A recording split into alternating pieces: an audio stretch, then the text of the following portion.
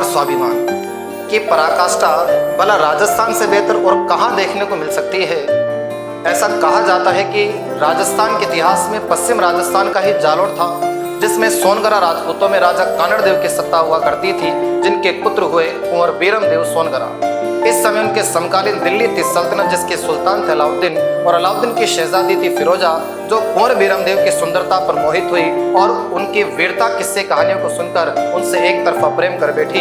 जब अलाउद्दीन खिलजी ने अपनी शहजादी फिरोजा के निकाह का प्रस्ताव जालोर के राजकुमार बीरम देव के पास भेजा, तो बीरम देव ने फिरोजा से विवाह करने से इनकार कर दिया और अलाउद्दीन खिलजी के खत का रिप्लाई करते हुए लिखा है कि मामा लाजे भाटिया कुल लाजे चौहान, जय में परनु तुरकनी तो पश्चिम उगे भाण। यानी मेरा ननिहाल लजेगा जो भाटी वंश है, मेरा कुल लजेगा जो चौहान सोनगरा है, जय में परनु तुरकनी तो पश्चिम उगे भाण। अगर मैंने तुर्की आक्रांताओं की लड़की से शादी कर ली, उस दिन सूर्य पूर्व नहीं बल्कि पश्चिम दिशा से उगेगा।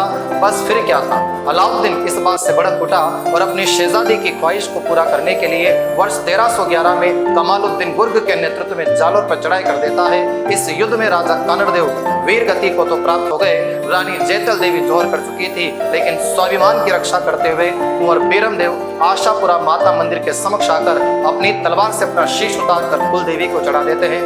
जब सेनापति कमालुद्दीन ने कुंवर बीरम देव का मस्तक थाल में रख करके शहजादी फिरोजा के सामने पेश किया, तो ऐसा कहा जाता है फिरोजा के सामने जैसे ही वो शीश आया, वो कपड़ा फिरोजा ने हटाया। बीरम देव ने अपने स्वाभिमान को बनाए रखने के लिए अपनी मरने के बाद भी गर्दन घुमा ली।